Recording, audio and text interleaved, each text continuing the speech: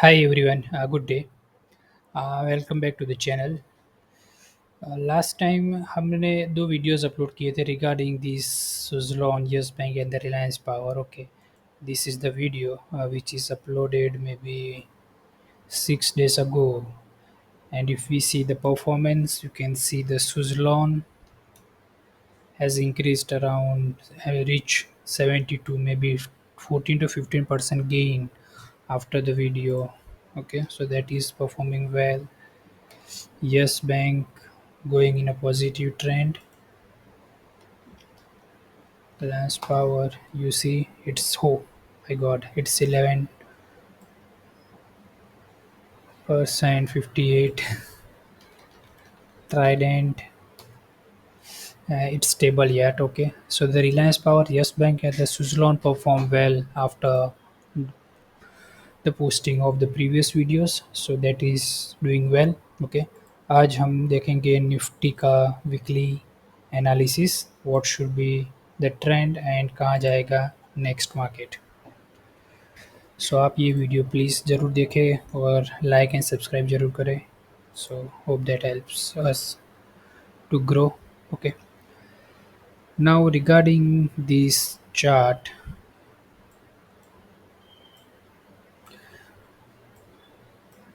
So this here is a one candle, okay, which seems to be the bullish, or we can say that ये candle के बाद जो भी moment आएगा वो एक बहुत मेजर मोमेंट हो सकता है, possibility of the major momentum, whether upside और द डाउन साइड. अब यहाँ पे आप देखोगे तो एक डबल टॉप बॉटम बना हुआ था. ये ये एरिया डबल टॉप बॉटम बना हुआ था, यहाँ से रिजेक्शन लिया हुआ था. ओके, अब जब डबल टॉप बॉटम बनता है तो रिजेक्शन लिया हुआ है यहाँ पे, लेकिन कंफर्म नहीं बता सकते अभी कि ये डाउन ट्रेंड है. ओके, ऐसा डाउन ट्रेंड यदि इसको ब्रेकआउट करके इसके नीचे क्लोज होता है, ये पर्टिकुलर थिंग को क्लोज 2450 के नीचे क्लोजिंग देता है वन डे कैंडल पे, तो इसे हम डाउन ट्रेंड के रेंज में ले जा सकते हैं और यहाँ तक का टारगेट रख सकते हैं. लेकिन with checking the open interest and everything, okay, the probability is ये इसके नीचे क्लोज हुआ है, सो मे बी कल गैप डाउन होने के चांसेस बहुत ज़्यादा लग रहे हैं मुझे. ओके, लेकिन ये कैंडल इंडिकेट कर दिए गैप डाउन हो सकता है या गैप अप हो सकता है. So the probability what I think is a gap down, because 24800 जो जनरल एक बहुत सा बड़ा रेजिस्टेंस हुआ करता था, उसके सपोर्ट हुआ करता था, उसके नीचे ये क्लोज आउट हुआ है. ओके, और अब यहाँ पे हम वन डे से 15 मिनट टाइम फ्रेम पे चले जाएँ तो आप देख सकते हो कि 200 EMA के नीचे क्लोज हुआ है. और अब ये ट्रेंड लाइन खींचेंगे ये पर्टिकुलर इंस्टेंस से, तो आप देखिए ये पूरा एक ब्रेकआउट करके नीचे क्लोज हुआ है. सो द प्रोबेबिलिटी इज़ कि गैप डाउन ओपन हो सकता है. ओके, और the target should be till here and then it may reverse, यहाँ पे डबल बॉटम बना के रिवर्स भी हो सकता है. So the my first option is the gap down. Gap down होता है यदि, फॉर एग्जांपल यदि गैप डाउन होता है तो हम उसको रिट्रेस होने देंगे. रिट्रेस यानी इन द सेंस रिट्रेस होने के बाद इसके अंदर एंट्री ले सकते हैं. सॉरी सॉरी, यदि यहाँ पे गैप डाउन होता है, ओके, गैप डाउन, तो इसको रिट्रेस्ड होने देंगे. मतलब यहाँ जहाँ से गैप डाउन होता है वहाँ से कुछ अच्छे खासे यहाँ तक रिट्रेसमेंट हो सकता है, या यहाँ तक भी रिट्रेसमेंट हो सकता है. That depends on the open interest. और उसके बाद यदि गैप डाउन होता है तो इसको हम रिट्रेसमेंट होने के बाद पुट साइड का कॉल बाई कर सकते हैं एट द मनी या 100 points away from the market. Target यहाँ तक का रहेगा. सो ये ऑप्शन एक आपको याद रखना है, यदि गैप डाउन होता है तो किस तरह रिट्रेसमेंट होने देना ज़रूरी है. 15 मिनट्स पे या 5 मिनट्स पे भी शॉर्ट ट्रेड लेना हो तो 5 मिनट्स पे भी आप रिट्रेसमेंट का सोच सकते हो, जैसे कि यहाँ से हुआ मार्केट, राइट.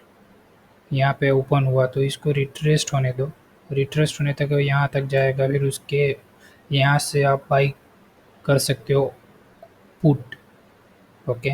और टारगेट इसके ऊपर तक रख सकते हो, मतलब पुट में generally the target should be based on the Nifty 50 candle and not on the put side.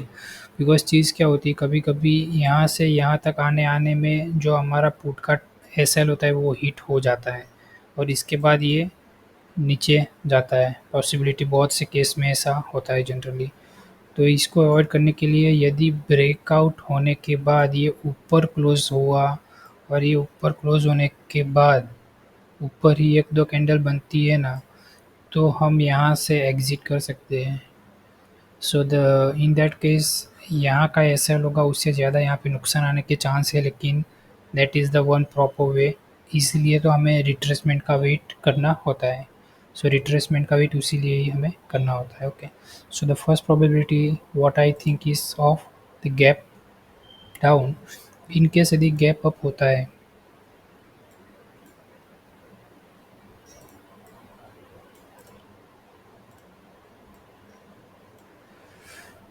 Okay, so in case यदि गैप अप होता है तो यहाँ कहीं gap up 50 point what ever point it is, तो हमें क्या करना होगा, सेम प्रोसेस वहाँ पे भी हमें फॉलो करनी होगी।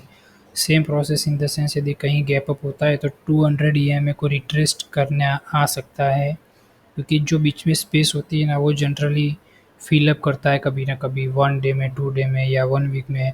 सो जनरली यदि अब गैप अप ओपन होता है, एक चीज़ होती है, और आप यही दूसरा ट्रेंड देखोगे ना तो ये ट्रेंड में ये एक कंसोलिडेशन रेंज में भी है। अभी this is the consolidation range, आप देखोगे यहाँ पे एक बार आया, दो बार आया, तो यदि यदि यह गैप अप होता है यहाँ पे और यहाँ से रिट्रेसमेंट होता है, इसके नीचे हुआ तो यहाँ तक रिट्रेसमेंट पॉसिबल है। यहाँ तक भी पॉसिबल नहीं होगा रिट्रेसमेंट, वो फिर 2-3 दिन के बाद फिर से अप ट्रेंड होगा, तभी ये गैप फिल अप हो सकती है। तो ये सारे केसेस होते हैं। सो ये एक चीज़ है, कंसोलिडेशन एरिया है ये पूरा। तो यदि इसको कहीं से यहाँ पे भी गैप अप होने के बाद यहाँ पे ओपन होता है, तो आप यहाँ से पुट बाय कर सकते हो, रिस्क लेना हो तो। वरना आप इसको रिट्रेस्ट होने दो और 200 ईएमए तक आने दो, उसके बाद आप कॉल बाय कर सकते हो। यहाँ से ये जो रिट्रेसमेंट होके वापस आएगा उसके बाद आप कॉल को बाय कर सकते हो। ओके, कॉल को बाय कर सकते हो और ये रेंज में आप घूम सकते हो। ये यदि आपको ये रेंज में ट्रेड नहीं करना, तो इसके बाद जब गैप अप या गैप डाउन होता है तो आप देखो, यदि इसके बाद गैप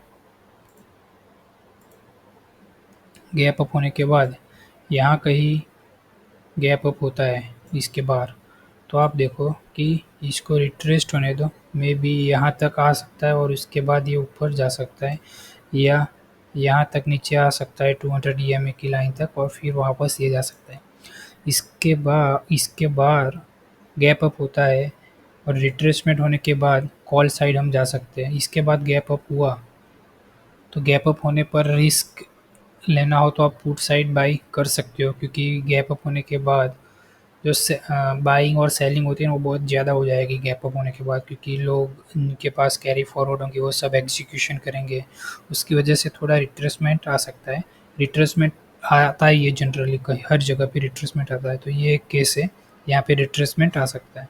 और उसके बाद आप कॉल बाय कर सकते हो, and the target should be around 50 to 5088, क्योंकि आप ओपन इंटरेस्ट देखोगे तो 25,000 और 26,000 के अराउंड बहुत ज़्यादा ओपन इंटरेस्ट है। So with in this month I don't see it is going beyond 26,000, क्योंकि जो सेलर्स होते हैं उनमें ओपन इंटरेस्ट बहुत ज़्यादा है, और वहाँ पे आप देखोगे ना 26,000 के अराउंड 1 करोड़ का ओपन इंटरेस्ट है वहाँ पे, और 25,000 पे कम है। So may be possible that 25,000 attempt करे, 2500 भी अटेम्प्ट कर सकता है, 25,200 भी अटेम्प्ट कर सकता है यदि गैप अप ओपन हुआ तो। लेकिन the probability with the chart is the gap down, and this is market. we cannot we can just predict the market, but we cannot just finalize whether it will be the gap down or gap up. So the case is consolidation area, gap down होता है तो retracement होने के बाद bye करें, gap up होता है तो रिट्रेसमेंट होने के बाद कॉल बाय करें। And the target should be here. You can see around 200 points on both the side, 200 plus point on both the sides. So आप छोटा सा टारगेट लेके, मतलब रिस्क रिवॉर्ड 1 जेम 2 का ले सकते हो, 10 पॉइंट का एस एल रख सकते हो, और 20 पॉइंट का टारगेट, 30 पॉइंट्स का टारगेट। उस तरह करोगे तो आपको अच्छा सा profit, probability of success ratio is good. Okay, hope this video will helpful you to understand the market analysis on the Nifty for the upcoming days. Thank you.